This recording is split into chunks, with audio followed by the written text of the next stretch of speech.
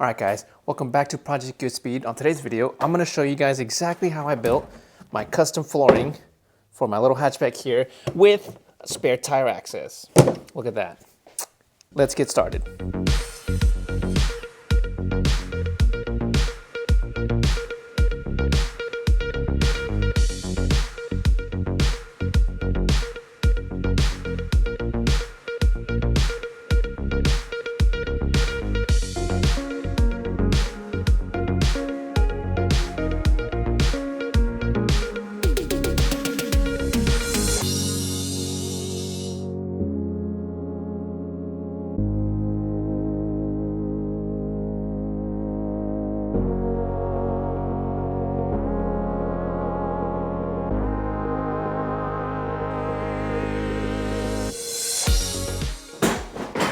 Oh shit. Now, it's been about a month since I posted anything because this project really took that long. I'm being honest. It was a lot longer than I thought it'd be and a lot harder. I started off by getting down measurements of the flooring there, the actual space that I could even put my frame in there. This is a lot harder than I thought it would be. So a little room to work with here.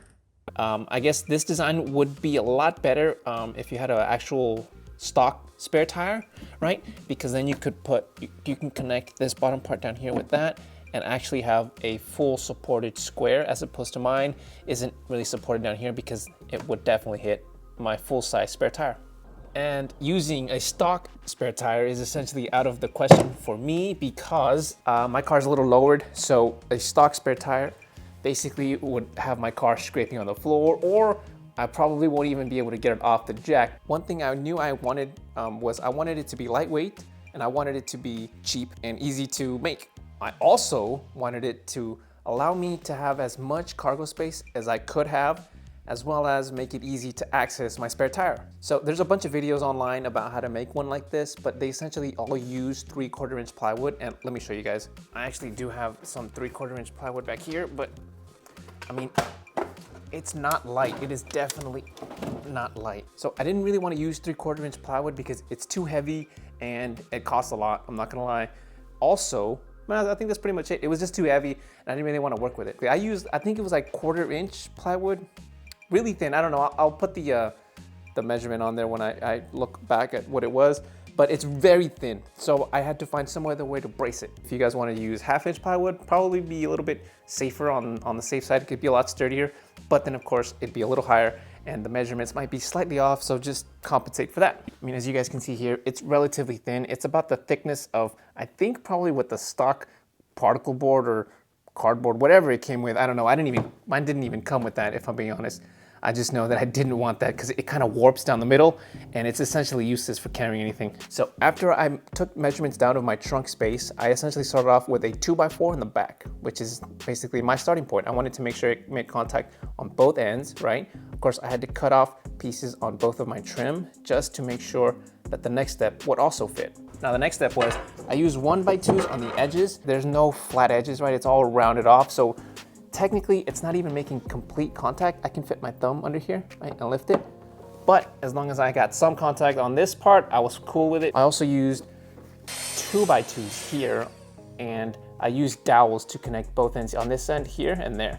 But essentially, it's whatever you feel comfortable with, screws, dowels, brackets even, just whatever you feel comfortable using. But if you don't have a jig to get the screws, the holes you drill out just right, like I couldn't do, it comes out crooked. This is taking just a little bit longer than I thought. I thought it'd be finished in a day, but making these dowels is freaking annoying. I couldn't get them to line up. You guys can see it's slightly off-centered, and same thing here because I don't have a jig to get them lined up properly.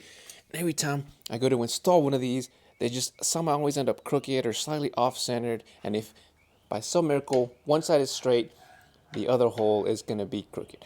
So just a whole lot of trial and error. So I went with a 2x4 on the back, 1x2s down the lengths of it, and 2x2s pretty much down at the bottom as legs to act as a counterbalance back here in case you want to put weight. You make sure you have some on this end, right?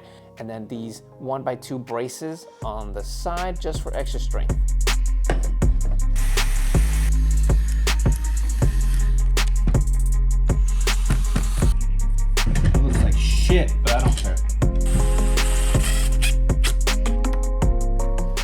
these are essentially just cut at 45-degree angles based on this length here. And I think that's about, I'll put the measurements on that later. I don't know exactly off the top of my head. It's been weeks of this and a lot of recutting, and yeah, the numbers just get jumbled up in my head right now. Okay, so there is my subframe all mocked up. At least this way they have a little bit of contact, but that should be pretty much done if you want to go ahead and leave it like that. And if you've got the carpet backseat cover, you could just lay that over some wood, trace the outline, and boom, you're done. Of course, then you'd have to like put some kind of like bracing underneath the center part, because that would still be kind of flimsy. But I'm going to take it a step further. As you guys can see, I've outlined my step further process, but I am still trying to figure out a whole bunch of things, just because I want to go the extra mile with this little rear cover. Now, once I got the subframe in place, I moved on to the plywood. So I've done the outline. I'm gonna cut it. Hopefully I don't splinter or I don't go crooked, because I don't have a track to keep it straight. So I'm just gonna eyeball it. Hopefully I don't mess up. This tape should help a little bit with the splintering, hopefully. Well, I definitely messed this part up. I couldn't reach. I started here and the saw kind of, oh man. It's all right. Doesn't have to be perfect.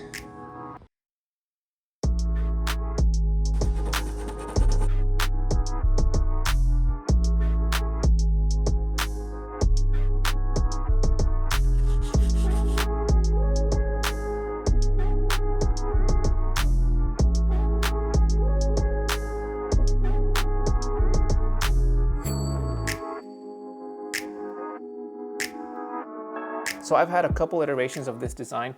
One of them I've had for years, just because I knew it was sturdy, and I think it was just like an H pattern straight across, because I didn't have a spare tire before. It wasn't until I got a full-size spare tire that I had to change the design, which I did that on my road trip to Vegas, just because in case something went wrong, I needed a spare tire, so I had to change the design. But once I did that, I didn't really like that it really wasn't sturdy down the center, so that's what led to this video. And like I said before, I didn't use 3/4 inch plywood. It's too heavy, and I think the heaviest part is my subframe right now. But all in all, I think this is probably, like, if I had to say, at most 10, 15 pounds, not even 15 pounds, I don't think so. Definitely under 20. The heaviest thing is probably the subframe, if I'm honest.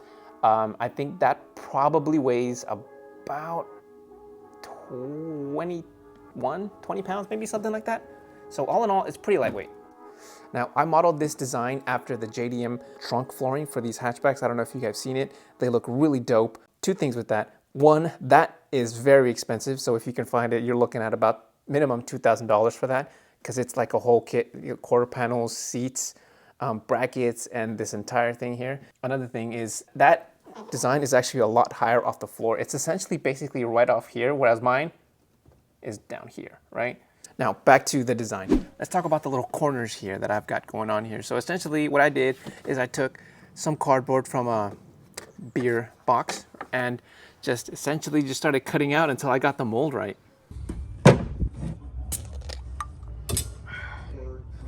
Late night, boys. More doodling. Now, I'm not gonna lie, it's incredibly annoying to do, and sometimes it's not entirely accurate. As you guys can see, it's touching there, it's touching here, but it's also short there and a little crooked because of my cutting skills. But I digress. I just wanted to get the molding sort of accurate so that I can replicate it. Now, once I got the mold right, I wanted to make sure I can replicate it, so I just went ahead and jotted down some quick measurements and added some modifications. There's 15, and then I just go ahead and just measure the distance between the quarter panels at separate increments and just connect the dots. And then I cut it out onto some real cardboard. And I kind of messed up, you know, because I kept kind of bouncing between the left and the right, and they're not the same. See what I mean? Trial and error.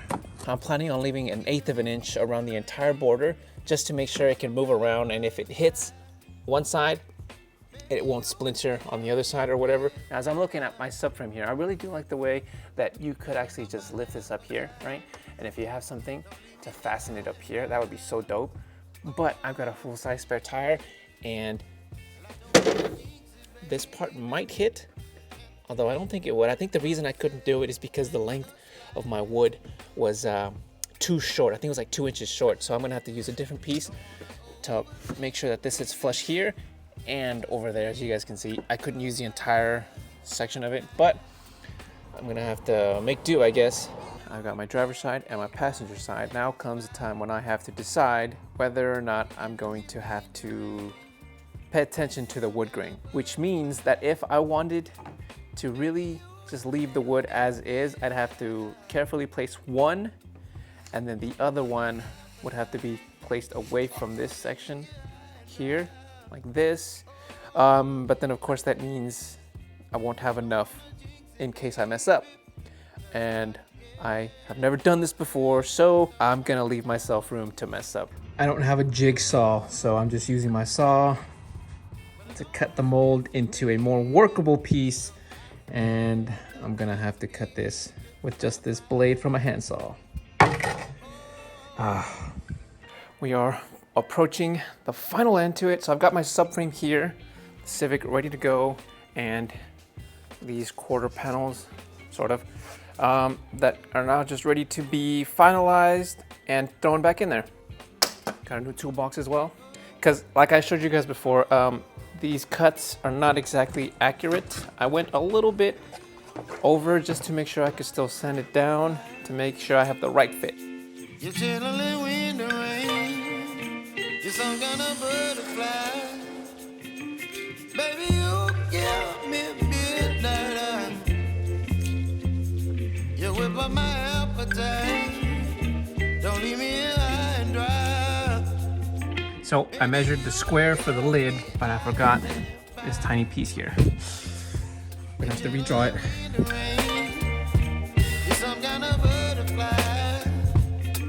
There it is, there's the lid. I cut it out. I did go a little bit larger, so I'm gonna go ahead and just sand it down. And I missed a little bit here. It's close enough. So you guys can see this part's a little short, but this part's a little long. So I'm just gonna go ahead and just sand out. Probably start off on the corner just to make sure one corner fits, and then just keep pushing it that way. I'll probably throw like a 2x2 here, straight across, so that I can brace this corner here, as well as leave a little overhang so that this piece can rest on it right there. Now again, I do want to mention, I do not have the tools to have undertaken this project, right?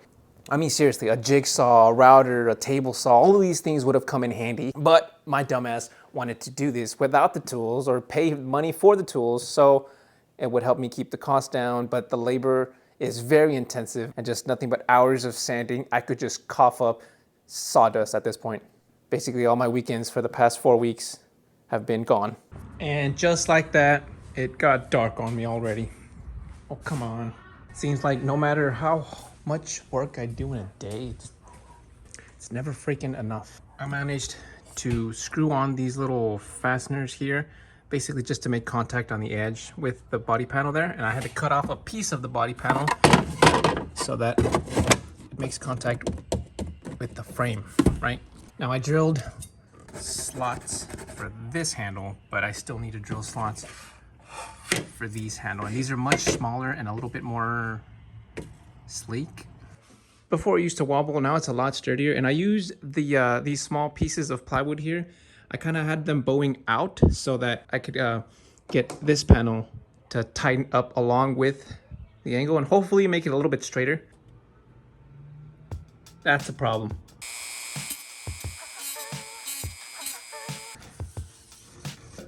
That's a lot smoother now. But yeah, it should be pretty good to go. I'm gonna go ahead and just spray it down and attach the final touches. So it's a lot sturdier, but it's still a little too flexible for my taste. So I'm gonna go ahead and add another brace on each side, right down the middle. I probably shouldn't have put so many in line. It might weaken the board down the middle and like snap it, but it looks to fit pretty accurate. Still, we'll just have to see what it's inside. I then could finally move on to the next step, which is what I did today. I basically just glued on this carpet.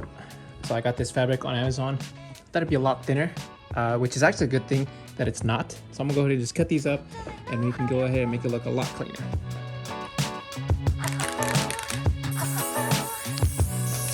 It smells like Elmer's glue.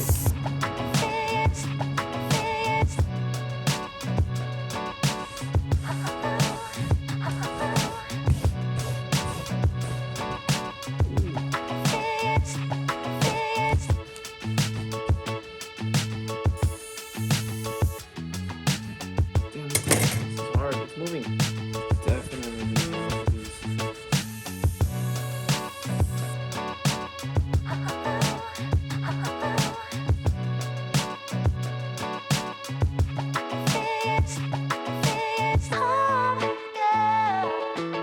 Damn, I might have pushed a little too hard. This corner is gonna be a little short. I don't care though. I am too tired to fix this, and that's good enough for me.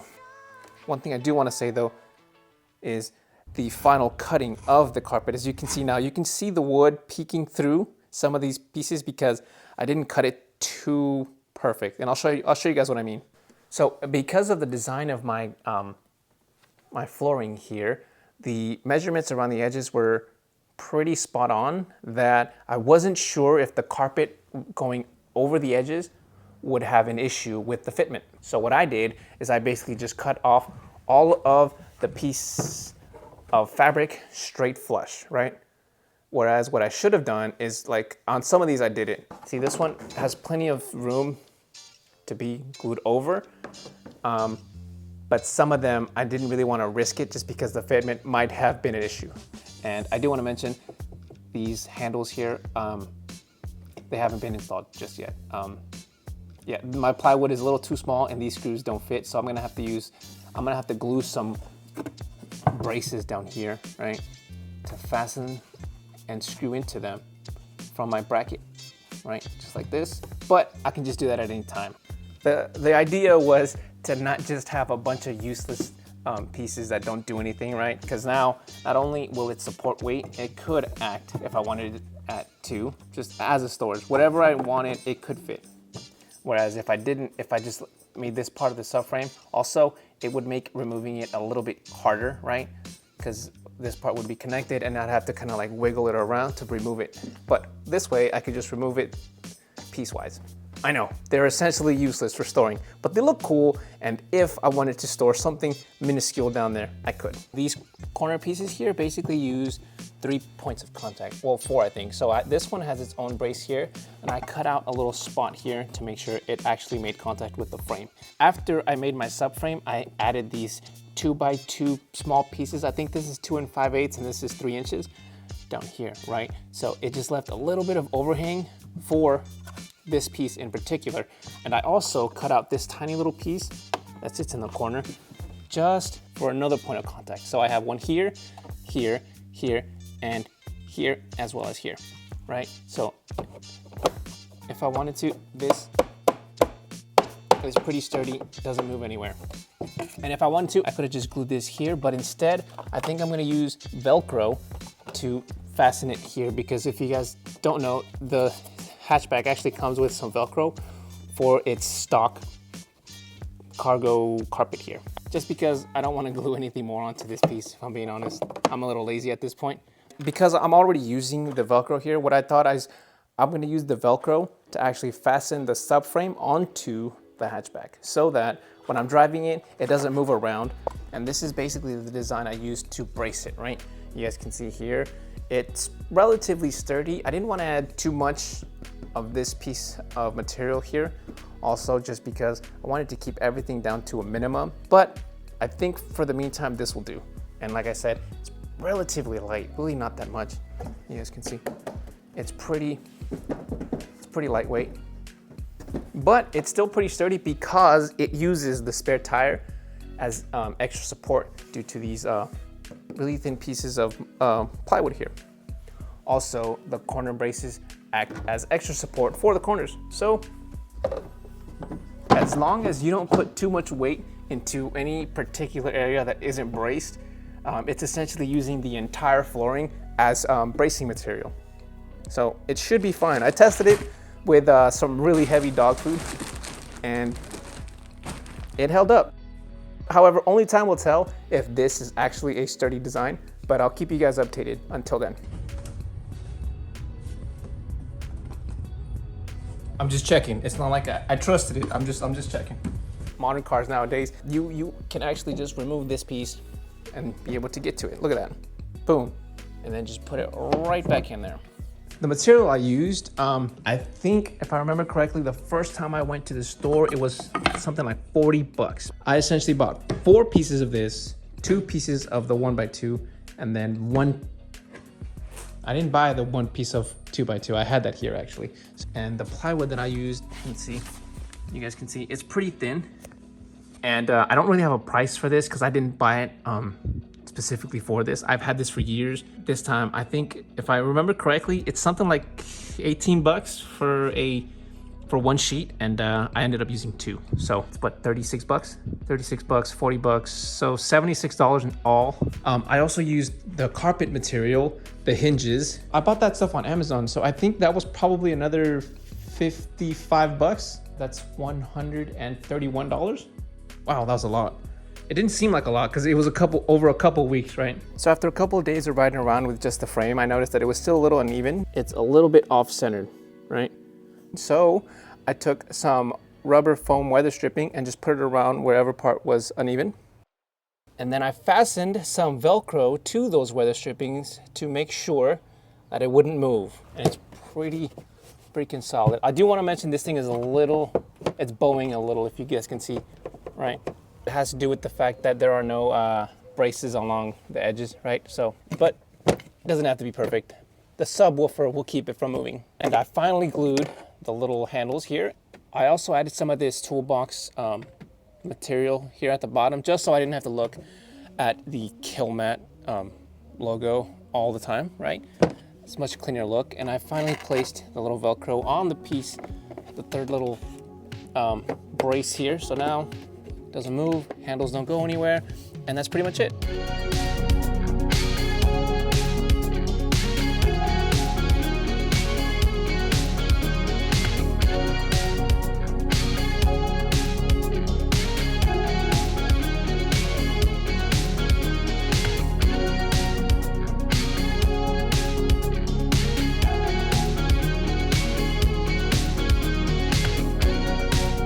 Now, initially I wanted it to leave the wood grain visible, right? Just apply a nice finish, but then of course I'd have to worry about scratching it or reapplying a finish over time, and it was just too much of a hassle. So I went with the nice fabric. So yeah, that's pretty much it. I'll keep you guys updated on whether or not it actually lasts, or I'll maybe do another video on basically just how much this thing can handle or something. I don't know, but you know, let me know what you guys think in the comment section if you guys want another video of me testing it out or whatever. I might do one later on in the future, see how it holds up, but for now, that's gonna be it for this video, guys. Take care and Goodspeed.